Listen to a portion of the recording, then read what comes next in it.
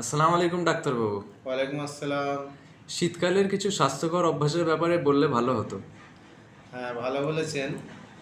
শীতকালে যেহেতু ওয়েদারটা ড্রাই হয়ে যায়, তার জন্য আমাদের শরীর ওয়েদারের সাথে অ্যাডজাস্ট করতে গেলে কিছু কিছু ব্যাপারে আমাদেরকে নজর দিতে হবে। মূলত 4টে জিনিসকে আমাদের যদি খেয়াল করে চলি, তাহলে আমরা সুস্থ থাকবো সহজেই।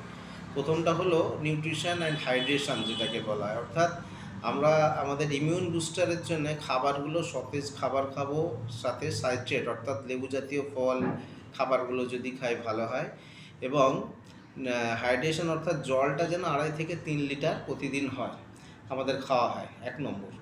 2 নম্বর হচ্ছে আমাদের ফিজিক্যালি অ্যাক্টিভিটিটা যে একটু মেনটেন করতে হবে। অর্থাৎ মানুষ শীতকালের জন্য কম অ্যাক্টিভিটি যেহেতু থাকে ফিজিক্যালি, তা সেই কারণে আমাদের শরীরে অনেক সমস্যা আসতে পারে। সেই জন্যে আমাদের কিছু ব্যায়াম বা রানিং, ওয়াকিং ইত্যাদিগুলো মেনটেন করা দরকার। কমসে কম প্রত্যেকের জন্য 8 ঘন্টা যদি প্রত্যেক দিন হাঁটে বা ব্যায়াম করে, খুব ভালো হয়।